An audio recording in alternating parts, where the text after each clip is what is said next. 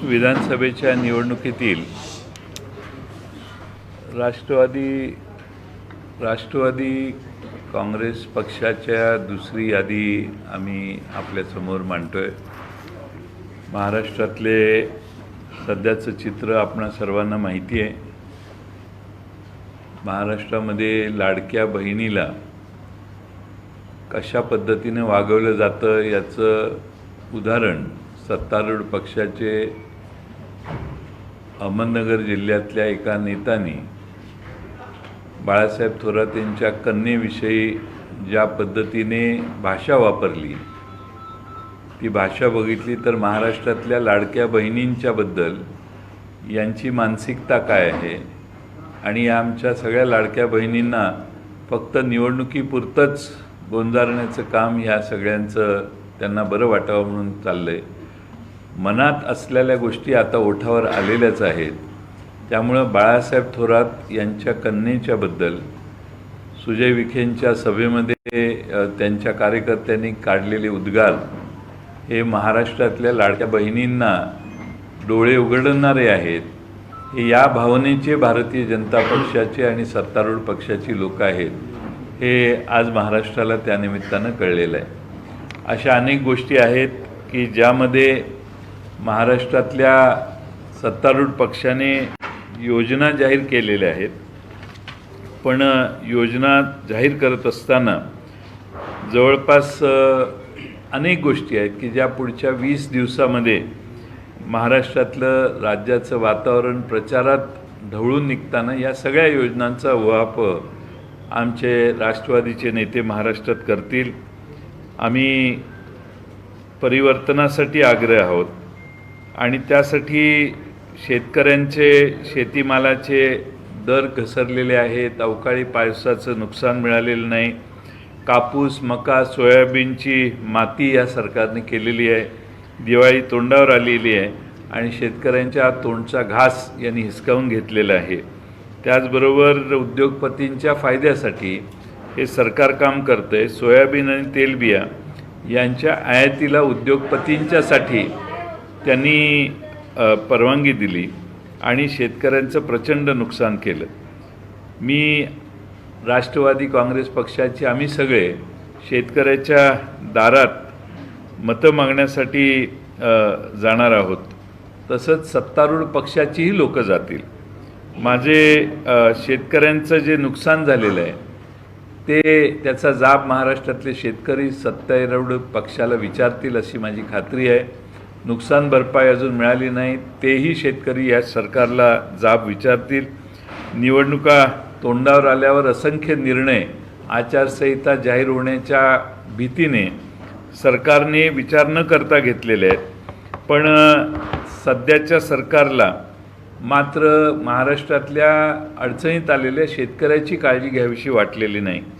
आता सरकारने जाहीर केलेल्या आकडेवारीनुसार महाराष्ट्रात मराठवाड्यामध्ये सर्वाधिक शेतकरी आत्महत्या करत आहेत। जून महिन्यापर्यंत गेल्या वर्षभरात तब्बल 430 शेतकऱ्यांनी मराठवाड्यात आत्महत्या केलेली आहे। ही सरकारची आकडेवारी आहे, माझी स्वतःची नाही आहे। जून महिन्यामध्ये जशी 430 शेतकऱ्यांनी आत्महत्या केली आहे, म्हणजे दिवसाला विविध भागांमध्ये दिवसाला 2 शेतकरी आज आत्महत्या करत आहेत, मृत्यू होत आहेत। आणि बीड, धाराशिव आणि नांदेड या जिल्ह्यात सर्वाधिक आत्महत्या चालू आहेत। आपण निवडणुकीच्या गडबडीत असल्यामुळे त्या बातम्या कुठं पुढे येत नाहीत, परंतु ही महाराष्ट्रातली परिस्थिती आहे आणि संपूर्ण महाराष्ट्राचा विचार केला तर रोज 9 शेतकरी आत्महत्या करतायत, हे आजचं चित्र दुर्दैवाने आहे। आम्ही मगाशी सांगितलं तसं महिलांना सन्मान देण्याची भाषा हे सरकार करतंय, पण त्यात भाषा कशी आहे आणि महाराष्ट्रातल्या सगळ्या भगिनींचा अपमान करणारी भाषा ही आज सत्तारूढ पक्षाच्या लोकांनी संगमनेरमध्ये त्याचा भाषा वापरलेली आहे। त्याची किंमत महाराष्ट्रातल्या सगळ्या भगिनी या सरकारला मोजायला लावल्याशिवाय राहणार नाहीत असा विश्वास आहे। 1500 रुपये दिले, पण तेल आज 3000 रुपयाला मिळतंय। दिवाळीच्या फराळ करणाऱ्या आमच्या भगिनींना विचारा की सरकारबद्दल आमच्या भगिनी काय बोलत आहेत, आणि म्हणून या निवडणुकीत त्यांना उत्तर मिळेल असा मला विश्वास आहे। मी राष्ट्रवादी काँग्रेस पक्षाची दुसरी यादी आपल्यासमोर वाचतोय। विधानसभा मतदारसंघ 16 एरंडोल सतीश अण्णा पाटील, विधानसभा नंबर 111 गंगापूर सतीश चव्हाण, विधानसभा नंबर 135 शहापूर पांडुरंग बरोरा, 243 परंडा राहुल मोटे, 230 बीड संदीप क्षीरसागर, 44 आर्वी श्रीमती मयुरा काळे, 116 बागलान श्रीमती दीपिका चव्हाण, 119 येवला माणिकराव शिंदे, 120 सिन्नर उदय सांगळे, 122 दिंडोरी श्रीमती सुनीताताई चारोस्कर, 123 नाशिक पूर्व गणेश गीते, 141 उल्हासनगर ओमी कलानी, 195 जुन्नर सत्यशील शेरकर, 206 पिंपरी श्रीमती सुलक्षणा शिलवंत, 211 खडकवासला सचिन दोडके, 212 पर्वती श्रीमती अश्विनीताई कदम, 216 अकोले श्री अमित भांगरे, 225 अहिल्यानगर शहर अभिषेक कळमकर, 254 माळशिरस उत्तम जानकर, 255 फलटण दीपक चव्हाण, 271 चंदगड नंदिनीताई बाबुळकर कुपेकर, 279 इचलकरंजी मदन कारंडे। ही आमची यादी आहे। आणखीन थोडेसे राहिलेले आहेत, ते आज रात्री किंवा उद्यापर्यंत आम्ही यांची नावं प्रकाशित करू, जाहीर करू। आणि मला खात्री आहे की आम्ही सर्वच उमेदवारांच्या नावांचा बराच अभ्यास करून अनेक उमेदवार मागणी करत असताना देखील आम्ही त्यातनं मार्ग काढून सगळ्यांचं समाधान करण्याचा प्रयत्न केला आहे आणि आमच्यातले सर्वोत्तम आणि जास्तीत जास्त मतदान घेऊन विजयी होतील असे उमेदवार देण्याचं काम केलेलं आहे। महाराष्ट्रातल्या येणाऱ्या निवडणुकांमध्ये ही आमची आता दुसरी यादी आहे। तिसरी यादी कदाचित आपल्याला न भेटता परस्परच जाहीर करण्याची आपण मला परवानगी द्याल। जर मी मुंबईत असेन तर नक्की करेन। आपण सर्वांनी आम्हाला आत्तापर्यंत सहकार्य केलेलं आहे। मला खात्री आहे महाराष्ट्रातल्या शेतकऱ्यांचे, शेतमजुराचे, महागाईचे आणि बेरोजगार युवकांचे प्रश्न सोडवण्यासाठी महाराष्ट्र हे सरकार बदलण्याच्या तयारीत आहे। मला विश्वास आहे की आमचे हे सगळे उमेदवार आपल्या आशीर्वादाने, महाराष्ट्रातल्या जनतेच्या आशीर्वादाने यशस्वी होतील आणि निश्चितपणाने उद्याच्या महाराष्ट्रात विधानसभेत आमचे जास्तीत जास्त उमेदवार निवडून येतील। धन्यवाद।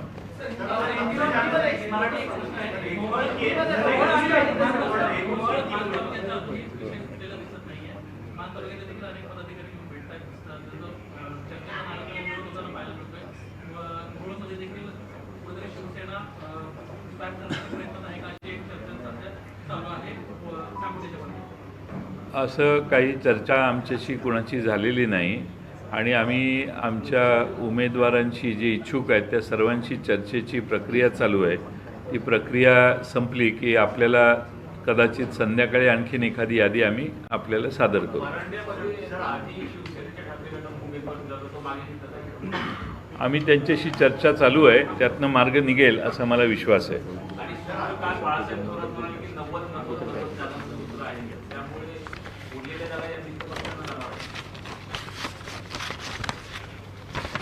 हा, उरलेल्या जागा मित्रपक्षाला जाणार ना। तुमचे काय युतीला जाणार का असं म्हणताय का?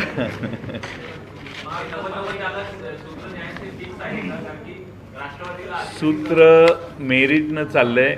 90-90 अशा कुणीही संख्येवर अडून बसलेलं नाही आहे। ज्या ठिकाणी ज्यांचा उमेदवार निवडून येईल त्याला प्राधान्य देण्याचं काम आम्ही करतोय।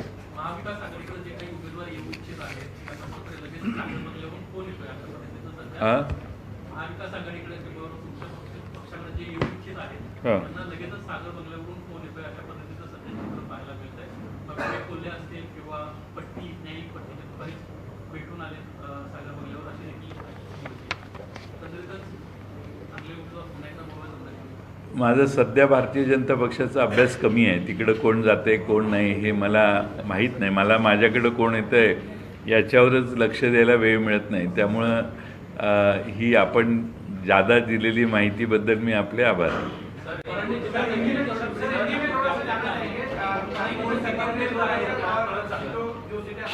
इनका पहला मराठी में कर देते. आमची चर्चा चालू आहे शिवसेनेची. आमची चर्चा झालेली आहे आणि त्या बाबतीत काही त्यांचे शिवसेनेच्या कार्यकर्त्यांची वेगळी मतं आहेत. ती चर्चा करून आम्ही त्यात योग्य तो निर्णय काढू. आपण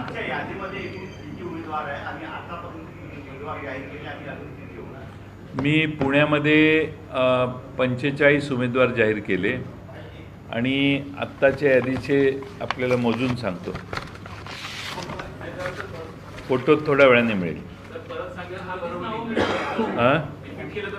काय नाही ते तुम्हाला लिस्ट देणार ना. मला तुम्ही परवानगी दिली की इथनं उठलं की लगेच परवानगी.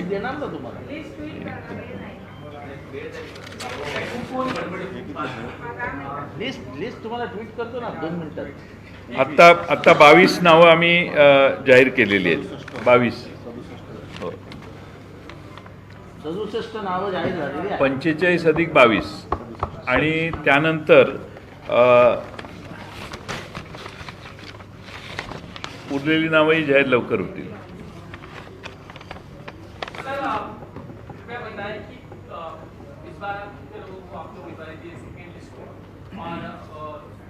आपका जो फॉर्मूला 90-90 का सामने आया है, क्या वो 90 है या 85 है, इसको लेके कंफ्यूजन? 90-90-90 का फॉर्मूला आप सबने 85 कितने हुए ये हमको बताया. विपक्ष के हमारे सामने वाले नेताओं ने भी 85 के बारे में हमारे गणित में सुधारना करने की कोशिश की, इसलिए मैं उनका भी आभारी हूँ. लेकिन 90 या 85 ऐसा कोई फिक्स फार्मूला हमारे में नहीं है. जहाँ जो चुन के आने की संभावना है वहाँ हम उस पार्टी का कंसिडरेशन करते हैं. इसलिए हम कोशिश कर रहे हैं कि हमारे सबसे अच्छे उम्मीदवार को सामने रखें. हमने देखा है कि हारून खान जो है कभी आपके पास राष्ट्रवादी कांग्रेस में हुआ करते थे, आपने आपने एक्सचेंज कर रहे हैं आप उनके पास. हारून खान हमारे पार्टी में थे, कॉरपोरेटर थे, हमारे साथ उनके बहुत अच्छे ताल्लुकात है. लेकिन वो सीट कांग्रेस के पास गई है, इसलिए उन्होंने कांग्रेस को ऑप्शन कांग्रेस का ले लिया है.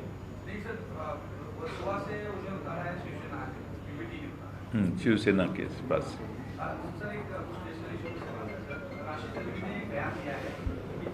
किसने? हाँ मस्जिदों को तोड़ा जा रहा है और जिस तरह से स्थिति खराब की जा रही है, ऐसे में इस देश एक तरह से सिविल वॉर की तरफ जा रहा है. बीजेपी सिविल वॉर की तरफ लेके जा रही है. क्या कहेंगे? मुझे मालूम नहीं उस किस कॉन्टेक्स्ट में उन्होंने ये किया. मुझे लगता है महाराष्ट्र में बीच में 1-2 महीने के पहले भाजपा के कुछ लोग एक्सट्रीम लैंग्वेज यूज़ करके लोगों की भावना भड़काने की कोशिश में थे. लेकिन महाराष्ट्र में सभी वर्गों का और सभी कास्ट और रिलीजियस लोग जो रिलीजन के लोग हैं उनका मैं आभार व्यक्त करता हूं कि लोगों ने रिस्पॉन्ड नहीं किया उनको. लेकिन कोशिश ये थी कि एक्सट्रीम लैंग्वेज इस्तेमाल करें. उनका बहुत कोशिश महाराष्ट्र में हुई कि इलेक्शन के पहले दंगे धोपे हो. लेकिन मैं सारे कम्युनिटी ख़ास तौर पे जिनके ऊपर ये शब्दों का और गलत लैंग्वेज का इस्तेमाल हुआ, वो सारे लोगों ने बहुत अच्छा समझदारी ली. और उनको मुझे लगता है कि वो लोग चाहते हैं कि आगे आके दंगे धोपे करने से बजाय हम वोट के ज़रिए भाजपा को उखाड़ के फेंक देंगे.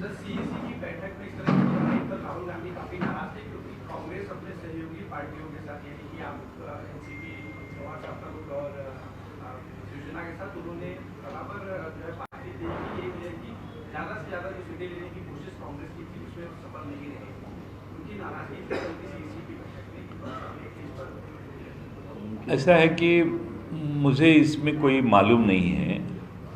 कांग्रेस के सारे नेताओं ने पूरी कोशिश की। मैं उनके ऊपर कोई ये नहीं करूँगा, क्योंकि उन्होंने उनकी कोशिश की, लेकिन अलग अलग कॉन्स्टिट्यूंसी की जो परिस्थिति थी उसके हिसाब से निर्णय लिए गए। अनुशक्ति विधानसभा को लेकर इतना जो विलंब चालू है उसके बारे में,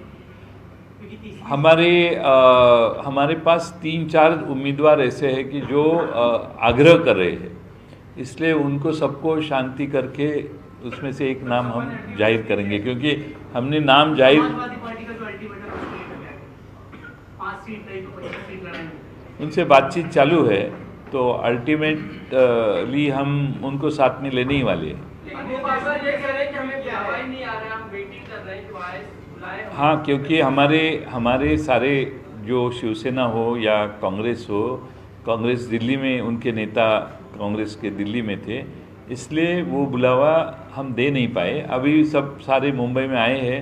अभी शाम को 5 बजे पवार साहब के साथ कांग्रेस के नेता मिलने वाले हैं, बाला साहेब थोरात, उनसे भी बातचीत होगी, हल निकल जाएगा। अभी काफ़ी देर है, 29 तारीख है last filing of the nomination date.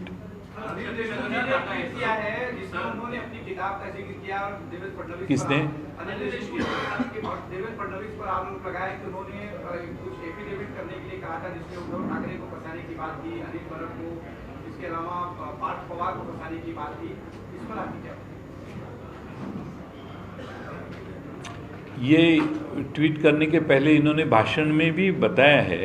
ये उन्होंने लगातार 2-4 दफ़े कहा है, और कैसे यंत्रणाओं का गैर इस्तेमाल हो रहा है ये लोगों के सामने, इसके पहले ये मुद्दा उन्होंने रखा है, फिर एक बार आप कहते हैं तो ट्वीट किया है।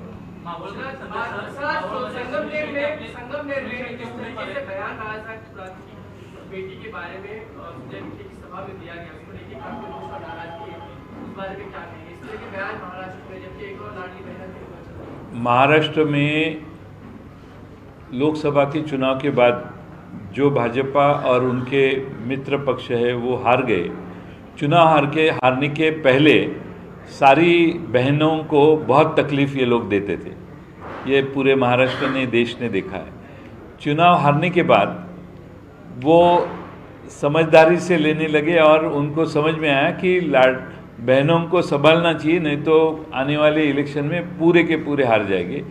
इसलिए उन्होंने कुछ निर्णय लिए, लेकिन मन में जो भाषा थी, जो आप ओठों पे आ रही है, जो मन में विचार थे वो ओठों पे आ रहे हैं।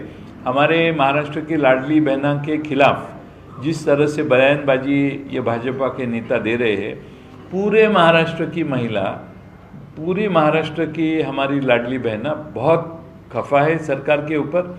ऐसी भाषा अगर ये इस्तेमाल करते तो इनके 1500 क्या 15,000 दिए तो भी लोग इनको वोट नहीं देने वाले, क्योंकि बहनाओं के अपमान के हर कोई भी चांस ये लोग छोड़ते नहीं। हमारी लाडली बहनाओं के लिए पैसे दिए तो बहुत उपकार किए, इस हिसाब से हमारी महिलाओं के ऊपर बयानबाजी अगर भाजपा और मित्र पक्ष उनके जो है वो कर रहे हैं, तो मुझे लगता है महाराष्ट्र की लाडली बहना उनको बराबर सबक सिखाएंगी।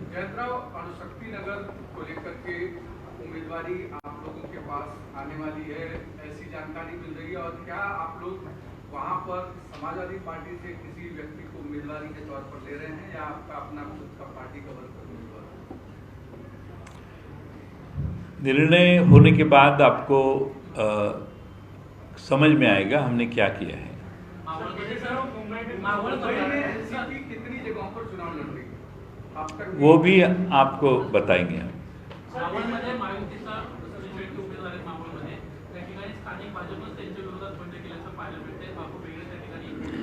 माझ्या माहितीप्रमाणे मावळला सर्व पक्ष एकत्रित आलेले आहेत, आणि आमच्या पक्षाशी संबंधित असणाऱ्या सगळ्यांनी त्याच्या बाबतीत बैठका घेतलेल्या आहेत। त्यामुळे मावळचा उमेदवार आम्ही जाहीर केलेला नाही। त्या सगळ्यांची आमच्याकडे एक भूमिका आहे जी आमच्या पक्षाचीच आहे, तर त्यांच्याशी सल्लामसलत करून आम्ही त्या बाबतीत योग्य ते पावलं टाकू। सर, अभी भी जीत को लेकर आप कितनी आश्वस्त हैं? योगेंद्र पवार के एक और पहली बार दूसरे और अजित पवार ने नाम देखो, अभी 67 उम्मीदवारों का नाम मैंने घोषित किया। 67 के 67 चुन के कैसे आते हैं वो देखने का हमारा फर्ज है। हम सारी जगह पे जीतेंगे। महायुति में क्या अभी भी कुछ सीटें ऐसी हैं जिन पर अभी बातचीत चल रही है, या इन सारी चीजों पर कमीशन हो गया? क्योंकि आज जब शिवसेना ने हम महाविकास आघाड़ी में है सर। महाविकास आघाड़ी में फिर भी शिवसेना यूबीटी ने अभी 3 और उम्मीदवारों की लिस्ट मुंबई की घोषित की है, तो क्या महाविकास आघाड़ी में सब कुछ क्लियर हो गया है, अभी भी कुछ चर्चा बाकी है? नहीं, अभी क्या है, अभी कोई मीटिंग नहीं होने वाली। फ़ोन पे काफ़ी लेन देन चल रही है। फ़ोन पे ये सीट हम, वो सीट हम, उसका डिस्कशन हुआ है और उस हिसाब से आप देखेंगे और भी सीटें जाहिर हो जाएगी। हाँ, मुंबई में योगी आदित्यनाथ के पोस्टर लगे थे, बटेंगे तो कटेंगे कैंपेन के साथ। अब इसको लेकर आरएसएस ने बयान दिया है कि उसके समर्थन में नजर आ रहे हैं। तो कह रहे हैं बटेंगे कटेंगे कोई काटने वाली लाइन नहीं है, बल्कि जोड़ने वाली लाइन। तो इस बयान को कैसे देखते हैं आप?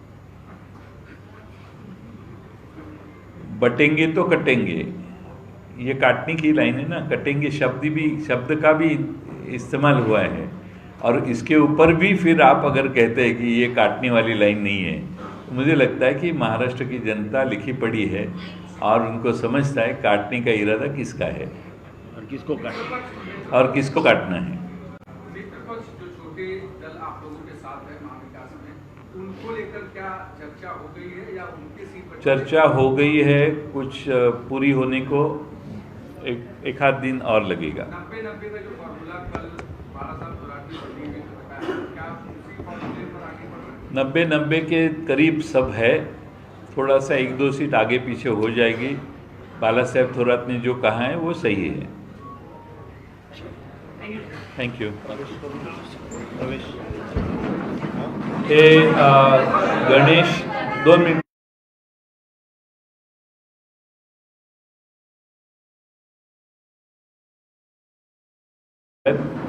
माननीय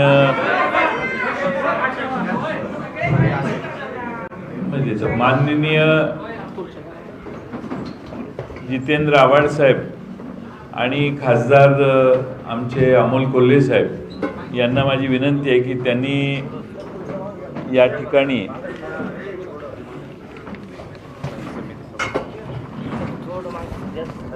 गणेश बबनराव गीते, स्थायी समिती नाशिक सभापती, महानगरपालिका नाशिक, त्यांच्याबरोबर तिथल्या नियोजन समिती, जिल्हा नियोजन समिती सदस्य ज्ञानेश्वर गामणे, सामाजिक कार्यकर्ते प्रमोद देवराम पालवे, माजी नगरसेवक विजय खंडेराव सानप, क्रांतीवीर वसंतराव नाईक शिक्षण संस्थेचे बाळासाहेब संपत धात्रक, गोकुळ बबनराव गीते, कृषी उत्पन्न बाजार समिती पिंपळगाव बसवंतचे संचालक, नाशिक तालीम संघ चे अध्यक्ष शरदप्पा बोडके, प्रतीक मच्छिंद्र पवार आणि विकास जयवंत दरगोडे आणि त्यांच्याबरोबर असंख्य सहकारी यांनी राष्ट्रवादीमध्ये प्रवेश करण्याचा निर्णय केलेला आहे।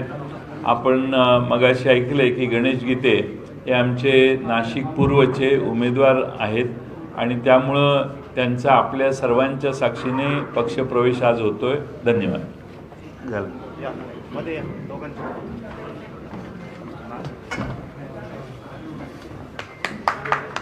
बाकीचे बोलून इकडे या, इकडे द्या, इथे दे, साहेबांना दे।